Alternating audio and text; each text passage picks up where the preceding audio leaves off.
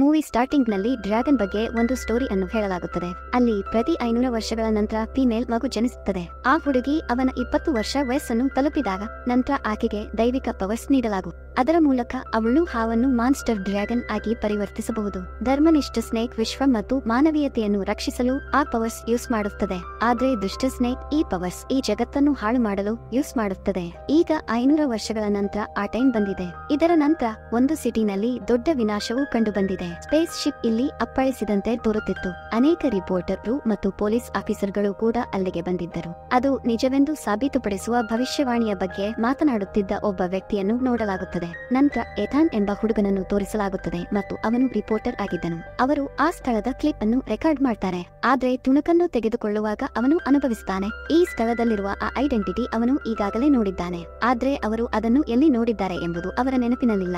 ಇದರ ನಂತರ ಎಥಾನ್ ಅವನ ಆಫೀಸ್ಗೆ ಹೋಗ್ತಾನೆ. ಅವನು ಅಲ್ಲಿ ಅದೇ ಮಾರ್ಕ್ ಗಮನಿಸುತ್ತಿದ್ದನು ಮತ್ತು ಅವನು ಈ ಬಗ್ಗೆ ಯೋಚಿಸುತ್ತಿದ್ದನು. ನಂತರ ಅವನು ಅವನ ಲಾಕೆಟ್ ನ ವಿಜನ್ ಹಾಯಿಸಿದನು. 5 ವರ್ಷಗಳ ಹಿಂದೆ ಎಥಾನ್ ಮಗುವಾಗಿದ್ದಾಗ ಜಾಕ್ ಎಂಬ ವ್ಯಕ್ತಿ ಅವನಿಗೆ ನೀಡಿದನು. ಈಗ ಜಾಕ್ ಯಾರೋ ನಾವು ಅವನ ಬಗ್ಗೆ ಮುಂದೆ ತಿಳಿಯುತ್ತೇವೆ.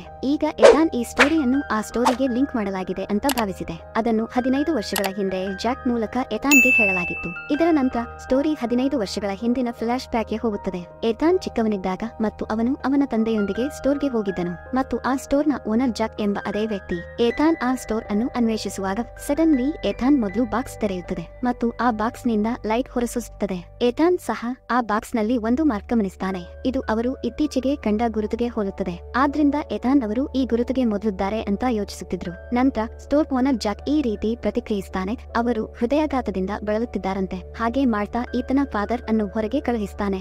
ಯಾಕಂದ್ರೆ ಅವರು ಒಂಟಿತನದಲ್ಲಿ ಇಂಪಾರ್ಟೆಂಟ್ ಸಬ್ಜೆಕ್ಟ್ ನ ಕುರಿತು ಎಥಾನ್ ಜೊತೆ ಮಾತನಾಡಲು ಬಯಸಿದ್ದರು. ಜಾಕ್ ಎಥಾನ್ಗೆ ಹೇಳ್ತಾನೆ, ನೀವು ನೋಡಿದ ಬೆಳಕನ್ನು ಇದು ಬೌಕ್ವೀನ್ ಕ್ರೀಚರ್ ಗಳಿಗೆ ಸೇರಿದೆ ಮತ್ತು ಅದು ಸ್ವರ್ಗದಿಂದ ಹೊರಸೂಸಲ್ಪಟ್ಟಿದೆ. ನಂತರ ಎಥಾನ್ ಜಾಕ್ ಅನ್ನು ಕೇಳ್ತಾನೆ, ಇಮೂಗಿ ಯಾರು? ನಂತರ ಜಾಕ್ ಅವನಿಗೆ ಇಮೂಗಿ ಒಂದು ಬೌಕ್ವೀನ್ ಕ್ರೀಚರ್ ಅಂತ ಹೇಳ್ತಾನೆ. ಅದರ ಬಗ್ಗೆ ಕೊರಿಯಾ ಏನ್ಸಿಯಂಟ್ ಸ್ಟೋರಿಗಳಲ್ಲಿ ಹೇಳಲಾಗಿದೆ. ಇದು ಪವರ್ಸ್ ಅನ್ನು ಪಡೆದ ನಂತರ ಮಾನ್ಸ್ಟರ್ ಡ್ರ್ಯಾಗನ್ ಆಗಿ ರೂಪಾಂತರಗೊಳ್ಳುತ್ತದೆ. ಸ್ವರ್ಗದಲ್ಲಿ ಇಮೂಗೀಸ್ ಎಂಬ ಹೆಸರಿನ ಅನೇಕ ಸ್ನೇಕ್ಗಳು ಕಂಡುಬಂದಿವೆ. ಸ್ವರ್ಗದಲ್ಲಿ ತಮ್ಮ ದೊಡ್ಡ ಗುಂಪುಗಳೊಂದಿಗೆ ವಾಸಿಸುತ್ತಿದ್ರು. ಪ್ರತಿ ಒಳ್ಳೆಯ ಇಮೂಗಿ ಅನ್ನು ಪ್ರತಿ 500 ವರ್ಷಗಳ ನಂತರ ಅದರ ಒಳ್ಳೆಯ ಕಾರ್ಯಕ್ಕಾಗಿ ಅವಾರ್ಡ್ ನೀಡಲು ಬಳಸಲಾಗುತ್ತದೆ. ಆ ಸ್ನೇಕ್ ಮಾನ್ಸ್ಟರ್ ಡ್ರ್ಯಾಗನ್ ಆಗಿ ರೂಪಾಂತರಗೊಳ್ಳುವ ಅವಕಾಶವನ್ನು ಪಡೆಯುತ್ತಿತ್ತು. ಆದ್ರೆ ಇಮೂಗಿ ಅದಕ್ಕಿಂತ ಮೊದಲು ಸ್ವರ್ಗೀಯ ಪವರ್ಸ್ ಪಡೆಯಬೇಕಿತ್ತು. ಯಾಕಂದ್ರೆ ಅವನು ಈ ಪವರ್ಸ್ ನ ಮೂಲಕ ಹಾವಿನಿಂದ ಮಾನ್ಸ್ಟರ್ ಡ್ರ್ಯಾಗನ್ ಆಗಿ ರೂಪಾಂತರಗೊಳ್ಳಬಲ್ಲನು. ಆ ಒಳ್ಳೆಯ ಸ್ನೇಕ್ ಗಳಲ್ಲಿ ಒಂದು ದುಷ್ಟ ಸ್ನೇಕ್ ಕೂಡ ಇತ್ತು. ಅದರ ಹೆಸರು ಬುರಾಕಿ ಮತ್ತು ಅವನು ಆ ಸ್ವರ್ಗೀಯ ಪವರ್ಸ್ ಪಡೆಯುವ ನಿರೀಕ್ಷೆಯನ್ನು ಹೊಂದಿದ್ದನು. ಬುರಾಕಿಯ ಆರ್ಮಿವು ಅದರೊಂದಿಗೆ ಅತ್ಯಂತ ಪವರ್ಫುಲ್ ಆಗಿತ್ತು ಮತ್ತು ಅವರು ಸ್ವರ್ಗೀಯ ಪವರ್ಸ್ ಸಹ ಪಡೆಯಬಹುದು.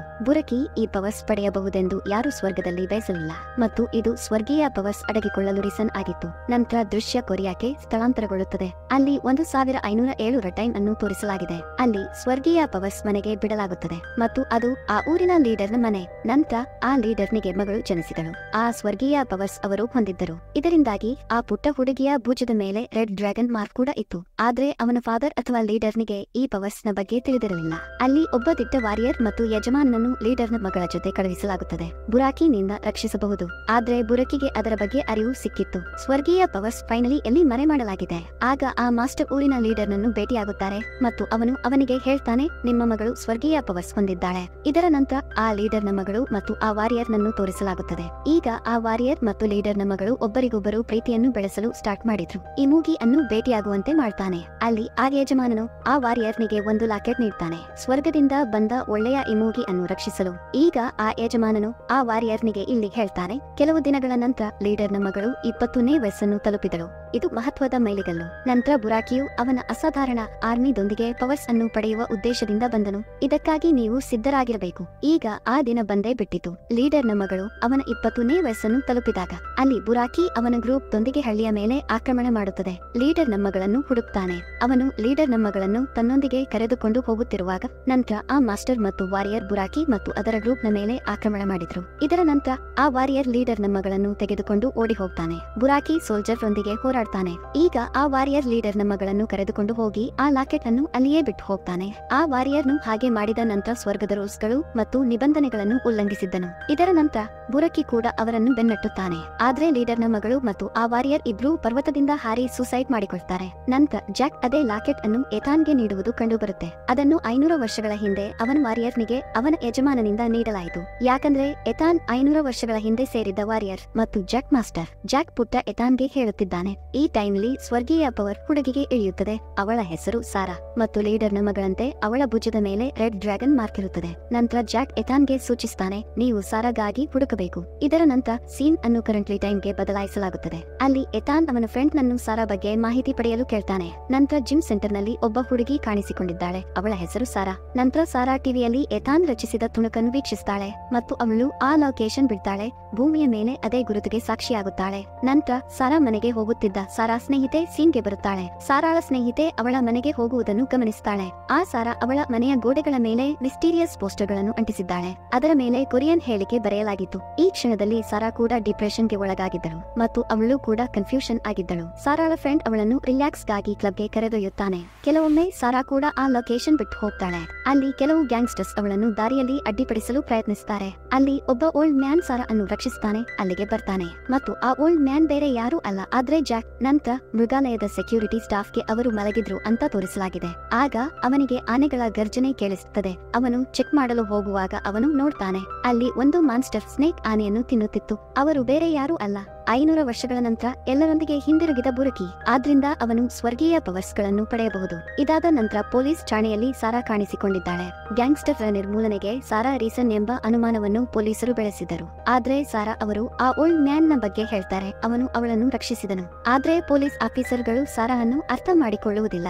ಅದರ ನಂತರ ಒಬ್ಬ ರಿಪೋರ್ಟರ್ ಸಾರಾ ಇಂಟರ್ವ್ಯೂಗೆ ಬರ್ತಾನೆ ಮತ್ತು ಎಥಾನ್ ಈ ರಿಪೋರ್ಟರ್. ಇದರ ನಂತರ ಎಥಾನ್ ಜಾಕ್ ನನ್ನು ಭೇಟಿಯಾಗಲು ಹೋಗ್ತಾನೆ. ಆದ್ರೆ ಅಲ್ಲಿ ಜಾಕ್ ಅಲ್ಲ, ಆದ್ರೆ ಕ್ರೂರ ಜನರಲ್. ಎಥಾನ್ ಅವರನ್ನು ಜಾಕ್ ಬಗ್ಗೆ ಕೇಳಿದಾಗ ಆಗ ಅವನು ಹೇಳ್ತಾನೆ, ಆ ಜಾಕ್ ಒಂದು ಇಂಪಾರ್ಟೆಂಟ್ ಕಾರ್ಯಕ್ಕಾಗಿ ಹೊರಗೆ ಹೋಗಿದ್ದಾನೆ. ಸಡನ್ಲಿ ಆ ಸ್ಥಳದ ಎಲ್ಲಾ ವಸ್ತುಗಳು ಗಾಳಿಯಲ್ಲಿ ಹಾರಲು ಪ್ರಾರಂಭಿಸುತ್ತವೆ. ನಂತರ ಎಥಾನ್ ಸಡನ್ಲಿ ಎಚ್ಚರವಾಯಿತು. ಇದರಿಂದ ಅವನು ಅರ್ಥ ಮಾಡಿಕೊಂಡಿದ್ದಾನೆ, ಇದು ಅವನ ಕನಸು. ಅವನು ಇದೀಗ ನಿಜವಾಗಿ ಇದ್ದನು. ನಂತರ ಎಥಾನ್ ಆ ಸಾರಾ ಬಗ್ಗೆ ತಿಳಿದುಕೊಳ್ಳಲು ಅವನ ಫ್ರೆಂಡ್ ನಿ ಹತ್ತಿರ ಬರ್ತಾನೆ. ಆಗ ಎಥಾನ್ ಅವರ ಫ್ರೆಂಡ್ ರಿಪೋರ್ಟರ್ನು ಅಲ್ಲಿಗೆ ಬರ್ತಾನೆ. ಪೊಲೀಸ್ ಠಾಣೆಯಲ್ಲಿ ಸಾರಾ ಇಂಟರ್ವ್ಯೂಗೆ ಹೋಗಿದ್ದವರು ಮತ್ತು ಅವನು ಇಲ್ಲಿಗೆ ಬಂದು ಸಾರಾ ಬಗ್ಗೆ ಹೇಳಲು ಸ್ಟಾರ್ಟ್ ಮಾಡ್ತಾನೆ. ಆಗ ಎಥಾನ್ ಅವನ ಸಂಭಾಷಣೆಯಿಂದ ಅವನು ಅದೇ ಸಾರಾ ಅಂತ ಅನುಮಾನಿಸ್ತಾನೆ. ಯಾರನ್ನು ಹುಡುಕಲಾಗುತ್ತಿದೆ. ಇದರ ನಂತರ ಸಾರಾ ಕನಸು ಕಾಣುತ್ತಿದ್ದಾಳೆ. ಅಲ್ಲಿ ಅವಳು ಕ್ರೂರ ಜನರಲ್ ಅವನ ಮೇಲೆ ಆಕ್ರಮಣ ಮಾಡುತ್ತಿದ್ದಾನೆ ಅಂತ ಚೆಕ್ ಮಾಡ್ತಾಳೆ. ಅದೇ ಟೈಮ್ಲಿ ಸಾರಾ ಎಚ್ಚರವಾಯಿತು. ಈಗ ಅವಳ ಡ್ರ್ಯಾಗನ್ ಮಾರ್ಕ್ ಸೈಡ್ ನೋವು ಸ್ಟಾರ್ಟ್ ಆಗುತ್ತೆ. ನಂತರ ಸಾರಾ ಆಂಬ್ಯುಲೆನ್ಸ್ ಗೆ ಕಾಲ್ ಮಾಡ್ತಾಳೆ. ನಂತರ ಸಾರಾ ಹಾಸ್ಪಿಟಲ್ ನಲ್ಲಿ ದಾಖಲಾಗಿದ್ದಾಳೆ. ಸಾರಾಳ ಸ್ನೇಹಿತೆ ಕೂಡ ಅವಳನ್ನು ಭೇಟಿಯಾಗಲು ಹಾಸ್ಪಿಟಲ್ಗೆ ಬರುತ್ತಾಳೆ. ಆದ್ರೆ ಸಾರಾ ಅವರನ್ನು ಭೇಟಿಯಾಗಲು ಅನುಮತಿಸುವುದಿಲ್ಲ. ನಂತರ ಅವಳ ಇಬ್ಬರು ಫ್ರೆಂಡ್ರು ಅವಳ ಇಂಪಾರ್ಟೆಂಟ್ ಸರಕುಗಳನ್ನು ತೆಗೆದುಕೊಳ್ಳಲು ಅವಳ ಮನೆಗೆ ಭೇಟಿ ನೀಡ್ತಾರೆ. ಆದ್ರೆ ಬುರಾಕಿ ಮತ್ತು ದುಷ್ಟ ಜನರಲ್ ಅವರನ್ನು ಕೊಲ್ತಾರೆ. ಅಲ್ಲಿಗೆ ಬರ್ತಾರೆ. ನಂತರ ಎಥಾನ್ಗೆ ಆ ಇನ್ಸಿಡೆಂಟ್ ನ ಬಗ್ಗೆ ಅರಿವಾಗುತ್ತೆ. ಆದ್ರೆ ಎಥಾನ್ ಇಲ್ಲಿ ಯೋಚಿಸುತ್ತಿದ್ದ ಸಾರಾ ಸತ್ತಳು. ಅಲ್ಲಿಗೆ ಹೋದಾಗ ಸಾರಾಳ ಫ್ರೆಂಡ್ರು ಕೊಲ್ಲಲ್ಪಟ್ಟರು ಅಂತ ಅವನಿಗೆ ತಿಳಿದಿದೆ. ಸಾರಾ ಹಾಸ್ಪಿಟಲ್ ನಲ್ಲಿ ದಾಖಲಾಗಿದ್ದಾಳೆ. ನಂತರ ಎಥಾನ್ ಅವಳನ್ನು ಭೇಟಿಯಾಗಲು ಅದೇ ಹಾಸ್ಪಿಟಲ್ಗೆ ಹೋಗ್ತಾನೆ. ಆದ್ರೆ ಸಾರಾ ಅವರನ್ನು ಭೇಟಿಯಾಗಲು ಅವಕಾಶವಿಲ್ಲ. ಎಥಾನ್ ಅಲ್ಲಿ ಎಥಾನ್ ನ ಫ್ರೆಂಡ್ ಆಗಿದ್ದ ಡಾಕ್ಟರ್ ಅನ್ನು ಭೇಟಿಯಾಗ್ತಾನೆ. ಆದ್ರಿಂದ ಆ ಡಾಕ್ಟರು ಸಾರಾ ಅವರನ್ನು ಭೇಟಿಯಾಗಲು ಅವಕಾಶ ನೀಡ್ತಾರೆ. ಸಾರಾ ಅವರನ್ನು ಭೇಟಿಯಾದಾಗ ಸಾರಾ ಹೇಳ್ತಾರೆ, ಫ್ಯೂಚರ್ ನಲ್ಲಿ ಕೆಟ್ಟ ಇನ್ಸಿಡೆಂಟ್ ಗಳು ಸಂಭವಿಸಲಿವೆ. ನಂತರ ಎಥಾನ್ ಅವಳ ಹೇಳಿಕೆಯನ್ನು ಪೂರ್ಣಗೊಳಿಸ್ತಾಳೆ. ದುಷ್ಟತನ ಶುರುವಾಗಿದೆ. ನಂತರ ಸಾರಾ ಅಂತ ಹುಡುಕುತ್ತಿರುವಾಗ ಬುರಕಿ ಹಾಸ್ಪಿಟಲ್ ನಲ್ಲಿ ಬಂದಿರುವುದು ಕಂಡು ಬರುತ್ತೆ. ಅಲ್ಲಿಗೆ ಬರುವಾಗ ಆ ಎಥಾನ್ ನ ಫ್ರೆಂಡ್ ಡಾಕ್ಟರ್ ಅವನಿಗೆ ಮತ್ತು ಸಾರಾ ಅಲ್ಲಿಂದ ತಪ್ಪಿಸಿಕೊಳ್ಳಲು ಹೆಲ್ಪ್ ಮಾಡ್ತಾನೆ. ಆಗ ಡಾಕ್ಟರು ಬೇರೆ ಯಾರೂ ಅಲ್ಲ, ಜಾಕ್ ಅಂತ ಇಲ್ಲಿ ತಿಳಿದಿದೆ. ಬುರಾಕಿ ದಾರಿಯಲ್ಲಿ ಅವರ ಮೇಲೆ ಆಕ್ರಮಣ ಮಾಡ್ತಾನೆ ಮತ್ತು ಅವರು ದುಷ್ಟ ಜನರಲ್ನಿಂದ ಕೂಡ ಸಿಕ್ಕಿ ಬೀಳುತ್ತಾರೆ. ಆದ್ರೆ ಅಲ್ಲಿಗೆ ಬರುವಾಗ ಒಬ್ಬ ಲೇಡಿ ಅವರಿಗೆ ಹೆಲ್ಪ್ ಮಾಡ್ತಾಳೆ. ಮತ್ತೊಮ್ಮೆ ತೋರಿಸಲಾಗಿದೆ, ಆ ಲೇಡಿ ಇನ್ನೊಬ್ಬ ವ್ಯಕ್ತಿಯಲ್ಲ, ಆದ್ರೆ ಜಾಕ್ ಲೇಡಿಯ ವೇಷದಲ್ಲಿ ಅವರಿಗೆ ಹೆಲ್ಪ್ ಮಾಡಲು ಅವರು ಅಲ್ಲಿಗೆ ಬಂದರು. ಇನ್ನೊಂದು ಬದಿಯಲ್ಲಿ ಆ ದುಷ್ಟ ಜನರಲ್ ಅವನ ಆರ್ಮಿಯನ್ನು ಸಂಗ್ರಹಿಸ್ತಾನೆ. ಇದರ ನಂತರ ಸಾರಾ ಮತ್ತು ಎಥಾನ್ ಸೀನ್ಗೆ ಬರ್ತಾರೆ. ತಮ್ಮ ಸೀಕ್ರೆಟ್ ಗಳನ್ನು ಪರಸ್ಪರ ಹಂಚಿಕೊಳ್ಳುತ್ತಿದ್ರು. ನಂತರ ಕೆಲವು ಏಜೆಂಟ್ ಗಳನ್ನು ತೋರಿಸಲಾಗುತ್ತದೆ. ನಗರದಲ್ಲಿ ಆದ ಅಪಘಾತಗಳ ಬಗ್ಗೆ ಅವರ ತಲೆಯು ಏಜೆಂಟರಲ್ಲಿ ಒಬ್ಬರನ್ನು ಕೇಳುತ್ತದೆ. ಅಲ್ಲಿ ಒಬ್ಬ ಏಜೆಂಟ್ ಅವನ ತಲೆಗೆ ಹಳೆಯ ಸ್ಟೋರಿಯನ್ನು ಹೇಳ್ತಾನೆ. ಆದ್ರೆ ಅವರ ತಲೆಗೆ ಈ ಸ್ಟೋರಿಗಳಲ್ಲಿ ನಂಬಿಕೆ ಇಲ್ಲ. ನಂತರ ಅವರು ಸಾರಾ ಬಗ್ಗೆ ಎಲ್ಲಾ ವಿವರಗಳನ್ನು ಪಡೆಯುತ್ತಾರೆ. ನಗುತ್ತಾರೆ, ಯಾಕಂದ್ರೆ ಆಗುತ್ತಿರುವ ಎಲ್ಲಾ ಇನ್ಸಿಡೆಂಟ್ ನ ಹಿಂದೆ ಸಾರಾ ಇದ್ದಾಳೆ ಅಂತ ಅವರು ಭಾವಿಸಿದ್ದರು. ಬುರಾಕಿ ಮೇಲೆ ಆಕ್ರಮಣ ಮಾಡಲು ಹೋಗ್ತಾರೆ, ಆದ್ರೆ ಅವನು ಬುರಾಕಿ ಅಲ್ಲಿ ಎಲ್ಲರನ್ನೂ ಕೊಲ್ತಾನೆ. ನಂತರ ಬುರಾಕಿ ಸಾರಾವನ್ನು ಸಂಮೋಹನ ಥೆರಪಿಸ್ಟ್ ಬಳಿಗೆ ಕರೆದೊಯ್ಯುತ್ತಾನೆ, ಸಾರಾ ಕನಸುಗಳ ಬಗ್ಗೆ ತಿಳಿದುಕೊಳ್ಳಲು. ಅಲ್ಲಿ ಸಾರಾ ಅವನ ತಂದೆಯ ಬಗ್ಗೆ ಬಹಳ ಸ್ಟಾರ್ಟಿಂಗ್ ನಲ್ಲಿ ಕನಸು ಕಾಣುತ್ತಾನೆ, ಅವರು ಇನ್ನಿಲ್ಲ.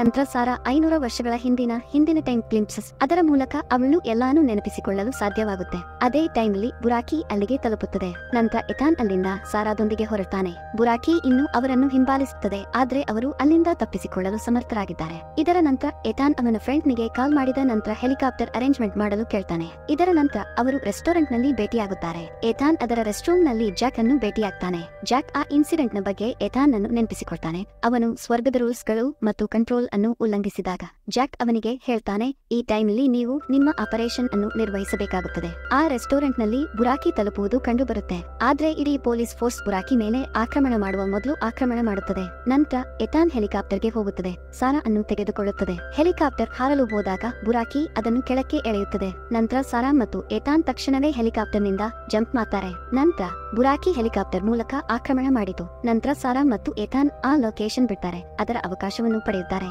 ಇನ್ನೊಂದು ಬದಿಯಲ್ಲಿ ದುಷ್ಟ ಜನರಲ್ ಅವನ ಸೋಲ್ಜರ್ ಅನ್ನು ಸಾರಾಗಾಗಿ ಹುಡುಕಲು ಕಳುಹಿಸುತ್ತಾನೆ. ನಂತರ ಎಲ್ಲಾ ಡ್ರ್ಯಾಗನ್ಗಳು ಮತ್ತು ಪ್ರಾಣಿಗಳು ಇಡೀ ಸಿಟಿಯನ್ನು ಧ್ವಂಸಗೊಳಿಸಲು ಪ್ರಾರಂಭಿಸುತ್ತವೆ. ಅಲ್ಲಿ ಅನೇಕ ಡ್ರ್ಯಾಗನ್ಗಳು ಎಥಾನ್ ಮತ್ತು ಸಾರಾ ಅವರ ವ್ಯಾನ್ ಮೇಲೆ ಆಕ್ರಮಣ ಮಾಡುತ್ತವೆ. ಈ ರೀಸನ್ ದಿಂದಾಗಿ ಅವರ ಕಾರು ಡೆಡ್ಲಿ ಆಕ್ಸಿಡೆಂಟ್ ಅನ್ನು ಫೇಸ್ ಮಾಡುತ್ತಿದೆ. ನಂತರ ಆ ಡ್ರ್ಯಾಗನ್ಗಳು ಅವರನ್ನು ತಮ್ಮೊಂದಿಗೆ ಕರೆದುಕೊಂಡು ಹೋಗುತ್ತವೆ, ಅಲ್ಲಿ ಕಾಣಿಸಿಕೊಳ್ಳುತ್ತವೆ. ಅಲ್ಲಿ ಅವರು ಎಥಾನ್ ಅನ್ನು ಬಂಧಿಸಿದರು ಮತ್ತು ಅವರು ಸಾರಾ ಅನ್ನು ತ್ಯಾಗಕ್ಕಾಗಿ ತೆಗೆದುಕೊಂಡು ಹೋಗುತ್ತಿದ್ರು. ಅದೇ ಟೈಮ್ಲಿ ಬುರಾಕಿಯನ್ನು ಸಹ ಅಲ್ಲಿ ಕರೆಯಲಾಗುತ್ತದೆ. ಎಥಾನ್ ಇಲ್ಲಿ ಜೋರಾಗಿ ಕೂಗುತ್ತಾನೆ, ಆದ್ರಿಂದ ಅವನ ಲಾಕೆಟ್ ನ ಪವರ್ಸ್ ನಿಂದಾಗಿ ಅವನ ಹಗ್ಗಗಳು ಬಿಚ್ಚಲ್ಪಟ್ಟಿವೆ. ಈ ರೀಸನ್ ದಿಂದಾಗಿ ಎಲ್ಲಾ ಡ್ರ್ಯಾಗನ್ಗಳು ಮತ್ತು ಸೋಲ್ಜರ್ ರುದುಳಾಗಿ ಮಾರ್ಪಟ್ಟಿದ್ದಾರೆ ಮತ್ತು ಅವರು ಕಳೆದು ಹೋಗಿದ್ದಾರೆ. ಇದರಿಂದಾಗಿ ಬುರಾಕಿ ಸಹ ಅವನ ಪ್ರಜ್ಞೆಯನ್ನು ಕಳೆದುಕೊಳ್ಳುತ್ತಾನೆ. ನಂತರ ಎಥಾನ್ ಸಾರಾ ಅನ್ನು ರಕ್ಷಿಸಲು ಹೋಗ್ತಾನೆ, ಆದ್ರೆ ದುಷ್ಟ ಜನರಲ್ ಅವರ ಮೇಲೆ ಆಕ್ರಮಣ ಮಾಡ್ತಾನೆ, ಅಲ್ಲಿಗೆ ಬರ್ತಾನೆ. ಆದ್ರೆ ಎಥಾನ್ ಲಾಕೆಟ್ ನ ಪವರ್ಸ್ ನಿಂದಾಗಿ ಆ ದುಷ್ಟ ಜನರಲ್ ಕೂಡ ಅವನ ಅಂತ್ಯವನ್ನು ಪೂರೈಸ್ತಾನೆ. ಇದರ ನಂತರ ಬುರಾಕಿ ಎಥಾನ್ ಕೆಳಗೆ ಬೀಳ್ತಾನೆ, ಅಲ್ಲಿಗೆ ಸಮೀಪಿಸ್ತಾನೆ ಮತ್ತು ಅವನು ಸಾರಾ ಮೇಲೆ ಆಕ್ರಮಣ ಮಾಡಲು ಸ್ಟಾರ್ಟ್ ಮಾಡ್ತಾನೆ. ಆಗ ಇಮೂಗಿ ಕೂಡ ಅಲ್ಲಿಗೆ ತಲುಪುತ್ತದೆ. ಬುರಾಕಿ ದೊಂದಿಗೆ ಹೋರಾಡಲು ಸ್ಟಾರ್ಟ್ ಮಾಡ್ತಾನೆ, ಆದ್ರೆ ಬುರಾಕಿ ಇಲ್ಲಿ ಇಮೂಗಿ ಅನ್ನು ಹೊಡೆಯುತ್ತಾನೆ. ಇದರ ನಂತರ ಸಾರಾ ಅವನ ಸ್ವರ್ಗೀಯ ಪವರ್ಸ್ ಇಮೂಗಿಗೆ ನೀಡ್ತಾಳೆ. ಈ ರೀತಿಯಾಗಿ ಸಾರಾ ನಾಕ್ಔಟ್ ಆಗಿದೆ, ಯಾಕಂದ್ರೆ ಇಮೂಗಿ ಸ್ವರ್ಗೀಯ ಪವರ್ಸ್ ಪಡೆದಿದ್ರಿಂದ ಬುರಾಕಿ ಕ್ರೋಧಕ್ಕೆ ಒಳಗಾಗುತ್ತಾನೆ ಮತ್ತು ಅವನು ಇಮೂಗಿ ಮೇಲೆ ಆಕ್ರಮಣ ಮಾಡ್ತಾನೆ. ಆದ್ರೆ ಇಮೂಗಿ ಪವರ್ಸ್ ಅನ್ನು ಪಡೆದ ನಂತರ ಮಾನ್ಸ್ಟರ್ ಡ್ರ್ಯಾಗನ್ ಆಗಿ ರೂಪಾಂತರಗೊಳ್ಳುತ್ತದೆ. ಆಗ ಅವರ ನಡುವೆ ದೊಡ್ಡ ಫೈಟಿಂಗ್ ಶುರುವಾಗುತ್ತೆ. ಅಲ್ಲಿ ಇಮೂಗಿ ಕೊನೆಯಲ್ಲಿ ಬುರಾಕಿಯನ್ನು ಕೊಲ್ತಾನೆ. ನಂತರ ಸಾರಾ ಕೂಡ ಕೊನೆಗೊಂಡಿರುವುದು ಕಂಡುಬರುತ್ತೆ. ಇಮೂಗಿಯ ಸ್ವರ್ಗೀಯ ಪವರ್ಸ್ ಗಳು ಮತ್ತು ಸಾರಾ ಇಲ್ಲಿ ಒಂದಾಗಿವೆ. ಸಾರಾ ಅವನ ನಿರ್ಗಮನದ ಮೊದಲು ಎಥಾನ್ಗೆ ಅವನ ಮಾತುಗಳನ್ನು ನೀಡ್ತಾಳೆ, ನಾವು ಮತ್ತೆ ಒಂದಾಗುತ್ತೇವೆ ಅಂತ. ನಂತರ ಇಮೂಗಿ ಸ್ವರ್ಗೀಯ ಪವರ್ಸ್ ಗಳನ್ನು ವಶಪಡಿಸಿಕೊಂಡ ನಂತರ ಸ್ವರ್ಗಕ್ಕೆ ಹಿಂದಿರುಗುತ್ತಾನೆ. ಜಾಕ್ ಎಥಾನ್ಗೆ ಹೇಳ್ತಾರೆ, ನಾವು ಈ ಆಪರೇಷನ್ಗೆ ಆಯ್ಕೆಯಾಗಿರುವುದು ನಮ್ಮ ಅದೃಷ್ಟ. ಅದನ್ನು ಹೇಳ್ತಾ ಜಾಕ್ ಅನ್ನು ಧೂಳಿನ ನಂತರ ಗಾಳಿಯಲ್ಲಿ ಹಾರಿಸಲಾಗುತ್ತದೆ. ಇಲ್ಲಿ ಎಥಾನ್ ವಿದಾಯ ಆಗುತ್ತೆ ಮತ್ತು ಈ ಸೀನ್ ನಲ್ಲಿ ಮೂವಿ ಪೂರ್ಣಗೊಳ್ಳುತ್ತದೆ. ನೀವು ಈ ಕಥೆಯನ್ನು ಹೇಗೆ ಇಷ್ಟಪಟ್ಟಿದ್ದೀರಿ ಎಂಬುದನ್ನು ಕಾಮೆಂಟ್ ಬಾಕ್ಸ್ ನಲ್ಲಿ ನಮಗೆ ತಿಳಿಸಿ. ಫ್ರೆಂಡ್ಸ್, ಈ ವಿಡಿಯೋ ನಿಮಗೆ ಇಷ್ಟ ಆಗಿರಬಹುದು ಅಂತ ಅಂದುಕೊಳ್ಳುತ್ತೇನೆ.